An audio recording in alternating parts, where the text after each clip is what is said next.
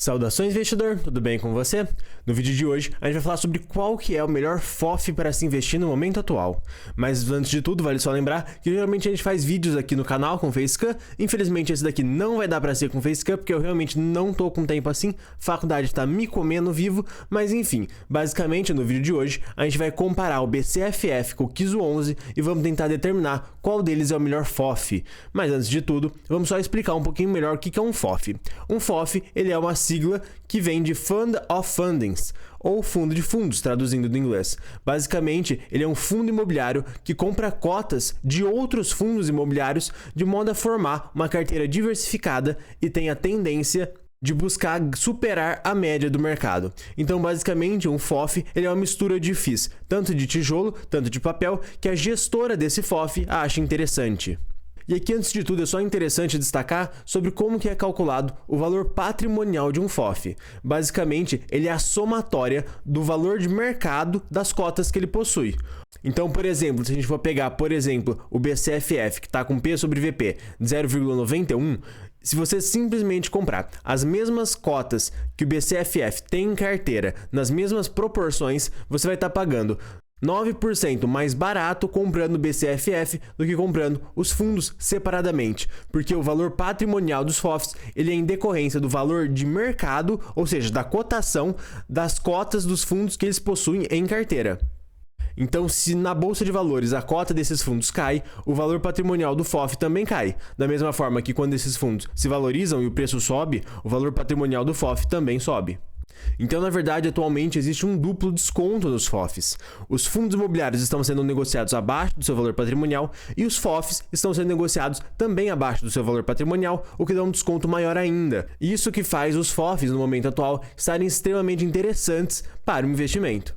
Mas aí eu te pergunto, qual desses fundos imobiliários é o melhor FOF? Será que é o BCFF? Será que é o KISO 11? Então, na verdade, esses fundos eles têm estratégias muito diferentes. Qual que deles é o melhor? Bem, é o que tiver a melhor estratégia, na sua opinião.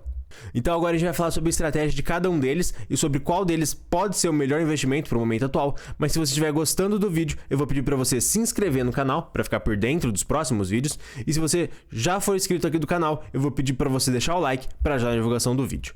Mas agora falando um pouquinho sobre a estratégia de cada um desses FOFs analisados no vídeo de hoje, o BCFF11 ele é um FOF clássico, ou seja, ele vai comprar cotas de outros fundos imobiliários que na opinião dele sejam baratos e vender quando elas subirem de preço. Só que conforme a gente pode ver, nos últimos 10 anos, o BCFF ele desvalorizou 20%, enquanto o IFIX, que é a média dos fundos imobiliários, valorizou quase que 100%. Ou seja, o BCFF nos últimos 10 anos valorizou muito menos do que a média de fundos imobiliários, o que é um ponto muito ruim para esse fundo. Isso explica que, apesar de ele ser um FOF clássico, a gestão não consegue comprar na baixa e vender na alta de modo eficiente, de modo que esse fundo imobiliário acabe não batendo a média. É de extrema importância que os FOFs que o investidor invista batam sim o IFIX com pelo menos uma boa folga. Então, quando a gente pega mesmo um grande período de tempo, que seja no caso 10 anos, a gente vê que o BCFF não consegue vencer a média de fundos imobiliários. E com isso, na minha opinião, ele não é um bom investimento. Na minha opinião, o BCFF é um fundo interessante, que não tem grandes problemas, mas que não vai entregar uma valorização muito interessante para os próximos 10 anos. Se nos últimos 10 anos o BCFF não bateu a média de fundos imobiliários, que é o IFIX, muito provavelmente nos próximos 10 anos também ele não bata.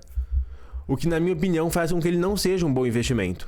Mas se você discordar de alguma coisa do que eu falei, fique à vontade aqui para discordar nos comentários. Mas agora falando do KISO 11, ele tem uma estratégia completamente diferente do BCFF. Esse fundo imobiliário ele não busca vencer a média de mercado, ele busca ser a média do mercado. E aqui a gente tem que falar um pouquinho sobre a diferença do IFIX e do Suno 30. O IFIX ele é um índice que ele tem como ideia medir a média de fundos imobiliários, a valorização média dos fundos imobiliários de modo geral. Só que ele é muito confuso, ele é meio mal feito, ele foi feito lá há muitos anos atrás, lá em 2012, e ele não dialoga mais com muita clareza com a indústria atual de fundos imobiliários. Daí que a empresa Suno Research cria o Suno 30, que seria um índice muito parecido com o IFIX, só que dialoga muito melhor com a indústria moderna. Então essa daqui seria a carteira do Suno 30, que é um índice teórico que tem os 30 maiores fundos imobiliários em percentuais iguais de participação. Então, se você pausar o vídeo e for vendo fundo por fundo do Suno 30, você vai ver que a grande maioria deles você conhece, porque realmente são os fundos mais conhecidos e são os maiores fundos.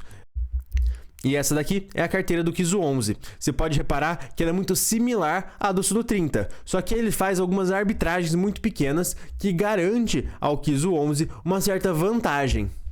Então, em vez de ter 3,33% de participação em todos os fundos imobiliários pertencentes ao Suno 30, o Kizu 11 ele faz pequenas arbitragens, ele tem um pouquinho mais de percentual nos fundos imobiliários que ele acha que vão dar mais certo e um pouquinho menos de percentual em alguns fundos imobiliários que a gestão não gosta tanto.